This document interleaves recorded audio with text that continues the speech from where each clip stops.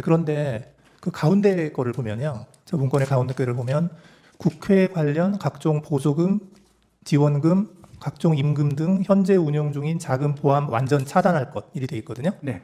그런데 지금 증인이 말씀하시는 그런 입법을 하려면 결국 국회가 해야 되는데 입법은 국회가 하는 거니까 그런데 가운데 거는 왜 쓰셨어요?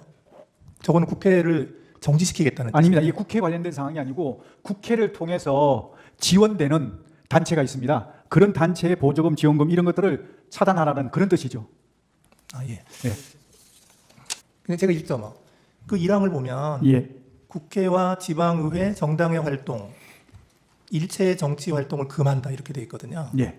그래서 저 기획재정부 장관에게 준 그 갑제 29호증의 24의 기재 내용하고 이 포고령의 그 제1항의 1항을 이렇게 종합해서 보면 결국은 가장 주된 목표가 그 입법기구인 국회의 기능을 정지시키겠다 하는 그런 의도가 있는 것으로 보이거든요.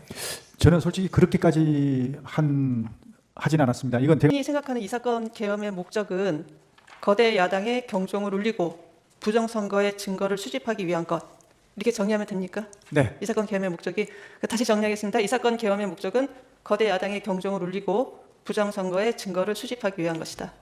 부정선거에 대한 증거를 수집한다기보다 부정선거에 대한 실체를 제대로 파악을 해서 그 부정선거에 대한 그 국민들에게 네. 이게 있었는지 없었는지 정말 있었다면 없었다면 국민 부정선거 없으니까 걱정하지 마세요라고 얘기하면 될 거죠. 이러한 이유로 비상계엄을 선포할 수 있다고 생각을 하시는 거죠. 그러니까 이러한 목적을 위해서 비상계엄을 선포할 수 있다 이렇게 생각을 하시는 거죠. 그 비상계엄 요건은 네. 대통령님께서 판단하시는 것이기 때문에 알겠습니다. 그 요건에 대한 것은 대통령님 몫이라고 생각합니다.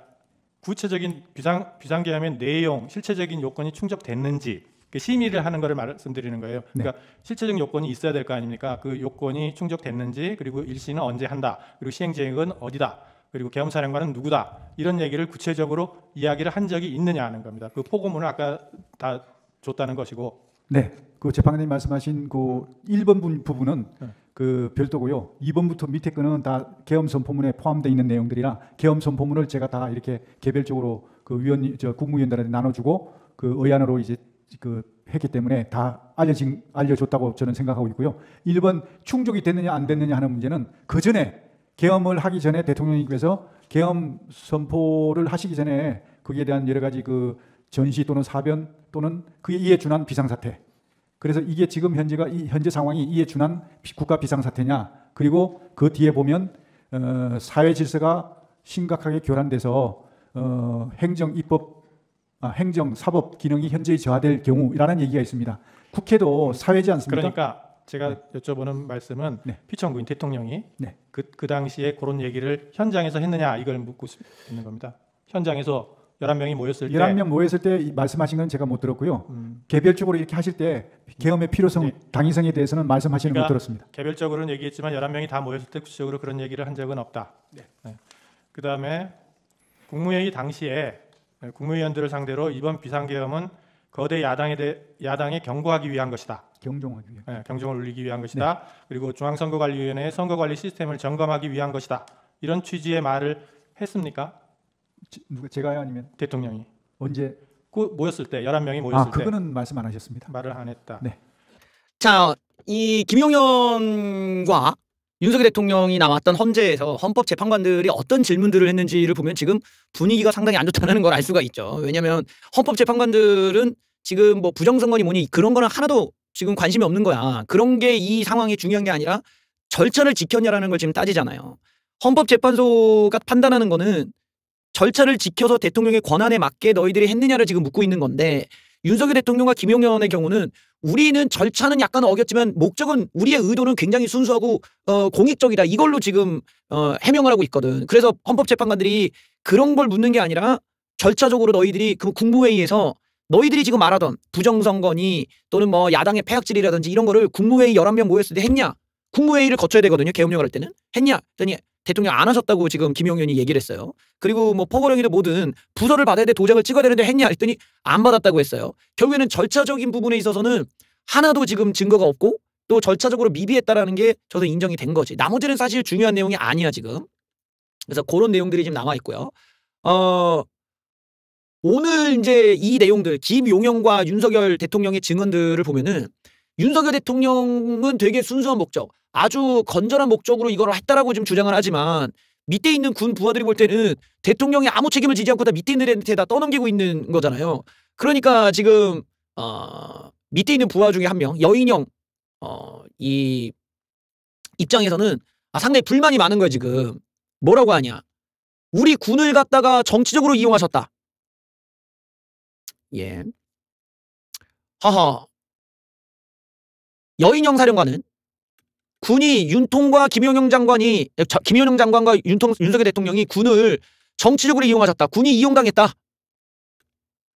이 여인영이 강한 배신감을 지금 느끼고 있다. 여인영 입장에서는 윤석열 대통령이 지시한 대로 했는데 군의 무고함을 밝히겠다며 검찰에 진술했다고 합니다. 그리고 끝으로는 이런 말도 했어요. 김용현이 체포하라는 명령을 한 게 아니라 그쪽 그 국회 내에 동정을 살피라고 했다는데 그런 얘기를 전혀 들어본 적 없었다.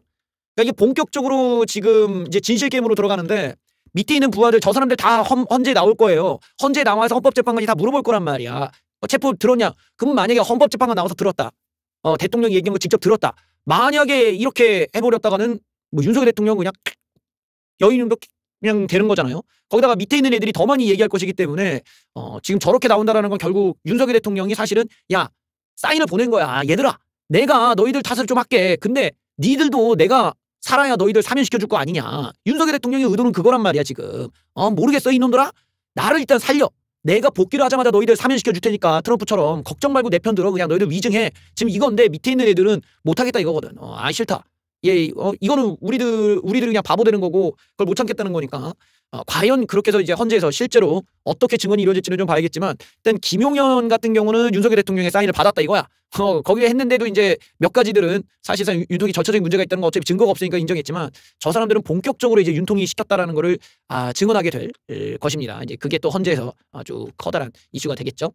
재밌는 또 이유도 있었어요. 재밌는 장면 중에 하나는 김용현이 포고령을 자기가 직접 작성했다고 했어요. 그거 한번 장면 보시죠. 워드 프로그램 뭐 쓰셨어요? LG 건데 하나 아니요. 그 노트북 묻는 게 아니고 한글 이거 뭐 프로그램 작성하려면 프로그램 띄워놓고 하셨을 거 아닙니까? 제가 과거에 계속 이렇게 기고문을 많이 썼고 네네네. 제가 기고 활동을 많이 했고 방송 활동을 많이 하다 보니까 그 쓰던 게 있습니다. 네. 거기에 그 프로그램을 가지고 했습니다. 그 프로그램 이름이 뭔지는 모르세요? 제가 그 프로그램 이름 잘 모르겠습니다. 예, 정말 재밌는 장면이었어요. 김용현은 자기가 포고령을 직접 작성했다라고 증언을 했어. 그런데 국회 측에서 그 워드 프로그램 못 썼냐 했더니 그건 모르는데 여기서부터 이제 조금 신뢰성이 확 떨어지죠. 자기가 무슨 프로그램을 썼는지도 모른다? 예. 이건 정말 재밌네요. 포고령을 직접 작성했다고 하는데 측근들은 워드 치는 걸 한 번도 못 봤다는 얘기가 나옵니다. 그 연세에 직접 쳤다는 말 안 믿었다. 이게 약간 최순실 쪽과 비슷하지 않아요?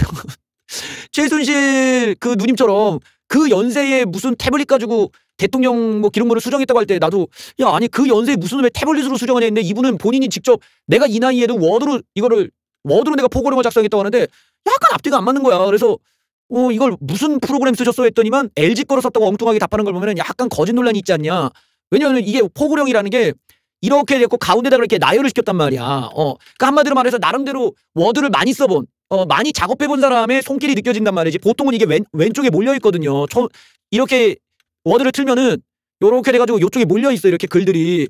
그러니까 이거는 가운데로 이렇게 몰아쓰려면은 어떤 워드의 특정한 기능을 눌러야 돼. 근데 과연 이거를 본인이 어디 워드를 썼는지도 모르는 양반이 그런 기능을 알았겠냐. 그러니까 이게 의문이 드는 거지. LG 거를 쓴다는 게 무슨 뜻이야 갑자기. 워드를 뭘 썼냐 물어보는데 결국 워드라고 해봤자 종류가 뭐 엄청 많은 것도 아니야. 워드가 워드패드가 있고 한글이 있고 뭐 그 외에 또 무슨 뭐 이제 맥을 쓰면 맥 프로그램이 또 있어. 아니면 뭐 메모장이라도 있던지 하는데 그 사람이 썼던 거는 분명히 가운데서 이렇게 나온 거니까 확실히 뭔가 전문적인 워드 프로그램을 썼다는 걸 알 수가 있어 지금. 그런 점에서 지금 거짓말 논란이 일어났습니다. 이런 걸 보면 좀 신뢰성이 좀 낮은 증언이라고 할 수 있죠. 김용현 장관의 경우는 말을 바꿔서 지금 논란이 되고 있어요. 이 중과 부적이라는 말에 대해서도 본인이 난 그런 말 안 썼다고 했지만 녹취록이 나오니까 헌재 가서는 인정을 했습니다. 그러니까 이게 말이 이렇게 바뀌면요. 상당히 위험한 거예요 지금. 이런 쪽의 주장이라는 거는 나중에 신뢰성도 떨어지지만 법적 책임이나 이런 부분들을 피하기 위해서 이러는 거 아니냐라고 유추해 볼 수가 있잖아. 만약에 본인이 당당하다면 나 중과부적이라는 말 썼다. 근데 의미가 내가 이런 거다. 이런 식으로 나와야 되는데 중과부적이라는 말을 안 썼다고 했다가 녹취가 나오니까 말을 바꿨다 이거예요. 그러니까 되게 거짓말을 지금 노골적으로 쓰고 있다는 걸 알 수가 있죠. 안타깝습니다. 여기서 중과부적이라는 말이 왜 중요하냐면 국회에 들어갔다가 이제 실패하니까 야 중과부적이었다. 즉 국회를 진압하기 위해서 더 많은 양의 군인이 필요했다라는 뜻이잖아요. 국회 진압을 하려고 했지만 수가 부족해 뜻을 이루지 못했다는 뜻이 돼버려서 그냥 단순히 뭐라고 하지 그냥 그냥 가벼운 의미로 들어가려고 했다는 의미와는 다른 의미가 되니까요. 그러니까 이거를 그렇게 거짓말하려고 했던 이유도 본인의 속마음이 담겨있기 때문 아니냐라고 이제 검찰은 보는 거지. 또 이제 지금 상황이 불리해진 거, 윤통이 불리해진 거는 자꾸 증거가 나오고 있다는 겁니다. 뭐냐? 체포 명단과 일치하는 방첩사 메모가 또 나왔어. 이거는 결국에는 체포를 하라는 명령이 있었다라는 걸 암시하고 있는 거죠. 하하. 검찰이 홍장원이 제출한 체포자 명단과 일치하는 방첩사 대부의 실물 메모를 확보했다. 윤통 측은 체포조 운영에 대해서는 지금 아니 우리는 안 했어라고 하지만 이 메모가 존재한다는 걸 보면은 분명히 명령은 들어갔다는 거야. 체포 명단이. 그러니까 상당히 이제 불리한 정황이죠. 이렇게 어떻게 보면은 지금 본인들 입장에서는 국회의원을 체포하라는 명령만으로도 사실 내란이 증명이 되고 탄핵 사유가 동시에 증명이 되거든. 근데 저기 하필이면 메모장에 저렇게 실물 메모로 적힌 게 남겨져 있고 그 메모로 적었던 사람들이 다 증언을 일관되게 대통령이 오다다. 여인형이 시켰다. 이 국회의원을 체포하라고 했다가 되는 거야. 근데 이거를 이제 여인형이 시켰다고 얘기하지만 여인형도 당연히 지금 배신감 느낀다면 제 증언이 어떻게 하겠어. 대통령이 시켰다고 할 거 아니야. 그러니까 이런 점에서는 윤통이 상당히 이제 불리한 상황에 놓여 있는 거예요. 윤통이 뭐랄까 정말로 그런 명령이 없는 상황에서 그런 메모가 남았다. 이러면 윤통이 밑에 있는 애도 고소해야 돼. 내란죄로. 쟤네들이 나를 이용해서. 그러니까 내가 명령한 거는 그냥 그 겉에만 있으라고 명령했는데 이 밑에 있는 군발의 애들이 지들이 뭔 생각으로 아주 엉뚱한 생각으로 이렇게 막 지들끼리 짜고 쳐가지고 이게 막 체포하고 그다음에 나까지 체포하려고 한 거 아니냐 이 자식들. 이거 내란 놈들이다. 이러고 걔네들을 고소해야 돼. 근데 못 그러잖아요. 이게 결국에는 윤석열 대통령의 딜레마 같은 거야 지금.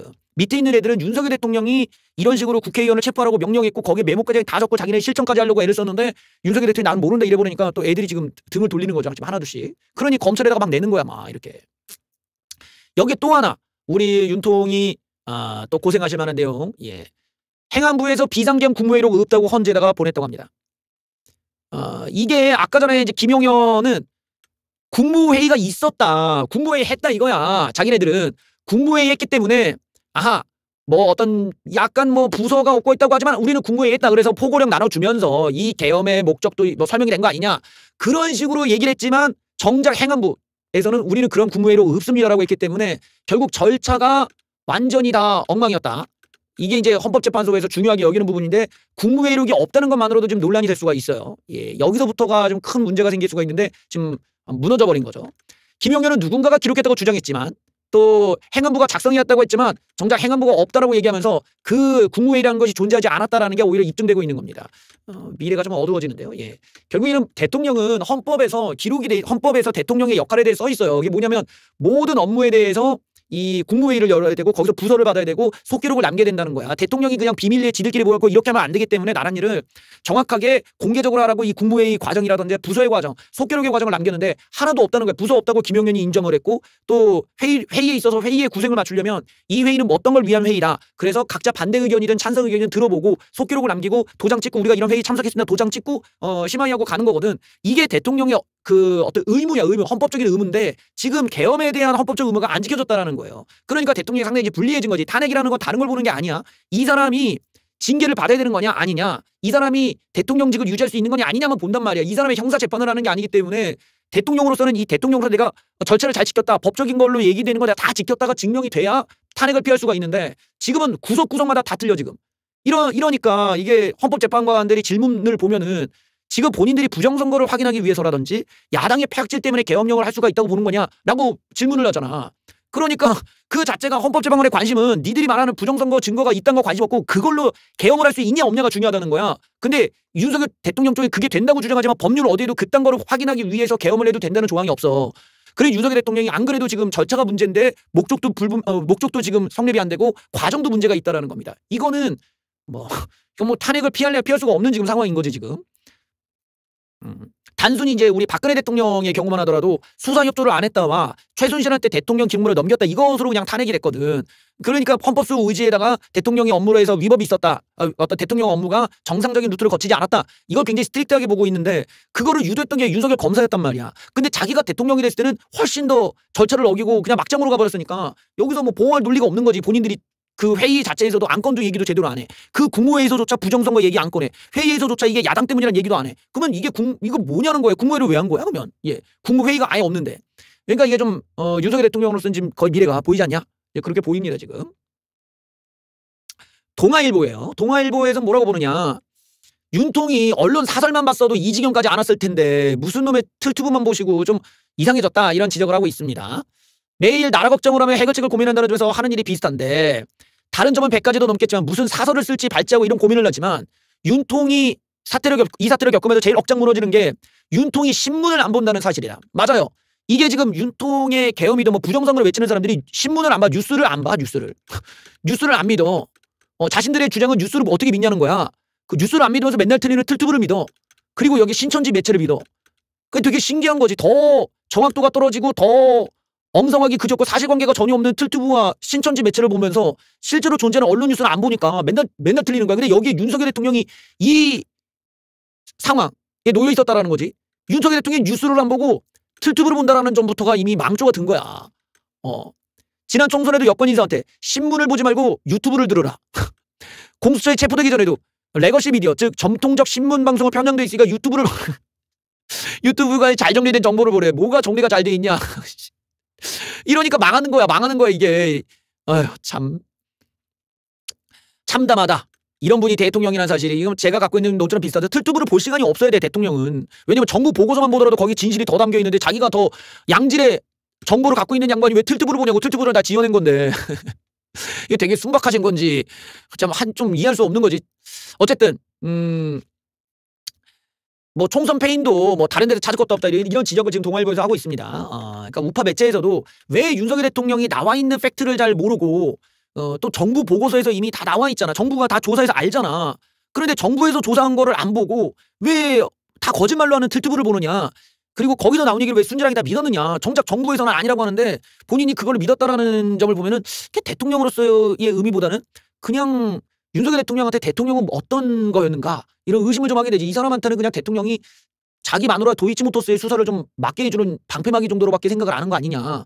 그러다 보니까 국민의 마음을 얻는 방법은 모르겠고 야당과 협상을 어떻게 해야 될지도 모르겠고 그러니 나라는 자시되고 가고 나라는 막 망해가고 이런 상황에서 지지율 다 빠지고 이러니 뭐 자기가 의존할 때라거나 자기한테 좋은 얘기해주는 틀투브밖에 없지 않냐. 근데 걔네들이야 윤석열 대통령이 인사권자고 뭐 하나씩 떡고물을 주니까 그런 거지. 막말로 안 줬으면 걔네들이 그러겠어. 그러니까 이게 아첨꾼들만을 계속 옆에 두다가 보니까 윤통이 그런 아첨꾼들의 말만 듣고 세상을 너무 과잉 해석하고 있다. 좀 안타깝습니다. 그 정확도가 떨어지는 이야기에 그렇게 매몰되게 계시면은 인생이 망해요. 인생이 항상 반대되는 의견을 들어야 돼. 나와 다른 의견을 듣고 아하 이런 의견도 있을 수가 있구나. 내가 만약에 이런 행동을 하면 여기 파생되는 게 이런 게 나올 수가 있다. 그런 게 가능성이란 걸 여러 가지를 듣고 나서 판단을 해야 되는 게 대통령이고 나란 일이지. 어떤 대통령이 나란 일을 유튜브로 보고 결정합니까? 그 유튜브들은 아무 책임감이 없잖아. 하다못해 언론은 잘못된 보도를 하면은 법적으로 제재를 받아. 정정보도라든가 손해배상이라도 하는데 유튜브들은 그런 게 없어. 그냥 지들이 지우고 가면 그만이야. 그러니까 이런 무책임한 매체를 실제로 믿고 있다는 것부터가 사회에 대한 이해성이 떨어지는 거라고. 성숙도가 없다는 거야. 그 대통령이 나란 일을 그런 식으로 하는 사람이 어디 있어 세상에. 상당히 좀 문제가 있는 거지. 만약에 이런 대통령이 허용이 되면 막말로 그 어느 대통령이 좌빨 대통령이 뭐 북한 유튜브 보고 정치를 해도 괜찮다는 거 아니야. 그거랑 뭐가 달라. 둘이 다 개소리인데. 여기에 우리 윤통을 압박해오는 또 하나의 내용. 명태균, 윤석열, 김건희 여사님의 메시지가 다 공개됐어요 지금. 이게 또 좌파 매체한테 또 들어갔어. 이 우파 매체한테 와야 되는데 이걸 좌파 매체한테 누군가가 계속 공급하고 있어 지금. 또 한 번 공개가 됐습니다. 이 명태균이 뭐 박완수가 괜찮은 것 같다. 그러면서 이렇게 추천을 해가지고 우리 윤통이 알았어요. 전화했어요. 반가워하십니다. 그다음에 김건희 여사. 윤석열 대통령과 이준석이 비공개로 만났다. 이걸 보면서 어찌 된 걸까요? 난 걸로 할게요. 약간 이 점을 왜 이렇게 좋아해? 난 걸로 할게요. 큰일이네요. 왜 이준석이가 이렇게까지 발설했을까요? 남편에 대한 악재인데 일부러 집에서 난 건데 선생님께서 단단히 말씀하셨을 것 같은데요. 얘 왜 이럴까요? 그리고 이제 이준석에 대한 불만이 여기서 있네. 빨리 입당하라고 아직 어려서 그렇습니다. 또 김재원, 김정희 너음 없이 대련 치르자는 마음 최근 바뀌었습니다. 어른들을 모셔 호통해도 낫겠네요. 예. 이러면서 이제 명태균과 이야기한 게 이제 디테일하게 이렇게 공개가 되고 있어요. 예, 이게 명태균 게이트가 정말 예, 끝이 없이 나오네. 난감하구만. 예, 이런 식으로 또 이제 여론조사를 이렇게 이제 김건희 여사님한테 공급한 것도 김건희 여사 대답을 합니다. 김건희 명태균 게이트 또 이런 뉴스에 대해서도 예, 이런 여론조사에 대해서도 이렇게 하니까 또 김건희 여사가 얘기를 하시고 아주 되게 많아 지금 보면은 윤석열 장모 동업자 뭐 이런 것들에 대해서 명태균이 걱정하세요. 다 정리하겠습니다. 네. 하하. 이거 참 난감하네. 저게 이제 좌파 매체한테만 공급된다는 것도 문제고 아마 윤석열 대통령이 그 흔히 말하는 이번 계엄을 선포한 가장 명확한 이유 중에 하나는 자기에게 다가오는 다양한 그런 의혹들에 대해서 감당할 능력이 없었기 때문 아니냐. 김건희 여사의 특검 또 이 친한계의 응집으로 인한 뭐 여러 가지 뭐 정치적인 위기감 그리고 명태균에 대한 또 이 명태균 이슈에 대한 특검도 두려웠을 거고 또 최상병 특검 뭐 다 특검에 의해서 윤석열 대통령이 사실은 이거를 자기가 어떻게든 한동훈 쪽을 또 이렇게 설득을 해야 당이 단단하게 거부권을 행사할 텐데 윤석열 대통령이 한동훈과의 관계가 너무 안 좋아지니까 이 친한계 애들도 이걸 보고 우리도 저렇게 취급하겠구나 이러면서 얘네들이 한 표 한 표씩 점점 찬성표를 던지고 있었단 말이에요. 그러니까 이걸 보고 윤석열 대통령이나 친윤계가 애를 달랬어야 돼. 달래가지고 야 그래 같이 가자 뭐 이러면서 했었어야 되는데 이걸 협박으로 가고 북한식으로 이제 인민재판하려고 하니까 애들이 이제 반발이 있고 도저히 설득이 안 되고 이런 과정에서 사실 윤석열 대통령이 그냥 계엄이라고 하는 예, 이런 좀 잘못된 선택으로 가지 않았냐. 근데 결국 그러니까 탄핵도 이 친한계들을 설득을 못하면서 그냥 넘어가 버렸잖아요. 이건 뭐 남 탓이 안 돼. 결국 정치를 할 거면 내 편을 늘려야지 적을 늘리면 안 된단 말이에요. 근데 우리가 흔히 틀튜버들의 경우는 좌우 틀튜버들 모두가 다 공통적인 게 적을 늘리는 주장들을 많이 해. 걔네들이 어떤 돈을 벌기 위해서는 자극이 필요하고 대립이 필요하고 그런 구도 안에서 누군가를 뭐 이렇게 끝도 없이 막 또 내쳐야 되고 그게 그 사람들에게는 가장 재밌는 요소들이잖아. 그러니까 우파안에서는 이준석을 증오심을 내뱉었다가 또 나경원이었다가 그 다음에는 또 안철수였다가 그 다음에는 이제 뭐 한동훈이었다가 끝도 없이 내부적인 적을 만들어서 맨날 때린단 말이야. 거기서 어떤 효용감을 느끼고 그 재미를 느끼고 그걸 가지고 선동하기 위해 돈을 쏜단 말이지. 어떤 내부의 적을 해소한다는 게 상대 측에 있는 적을 해소하는 것보다 훨씬 더 가볍고 간단하고 더 쉬운 일이니까. 근데 그런 식으로 내부적인 공산당 같은 빨갱이 짓에 취해 있다 보니까 이게 현실 정치에 들어와 버리면은 이렇게 내 편이 다 사라지고 정말 고립되고 얼마 안 남게 되는 거예요. 그게 윤석열 대통령과 친윤계의 지금 현 상황이거든. 이러니까 윤석열 대통령도 결국엔 뭐 탄핵도 못 막았지. 앞으로 뭐 이렇게 가면 뭐 특검이나 이런 것도 뭐 비슷한 과정을 걷겠죠.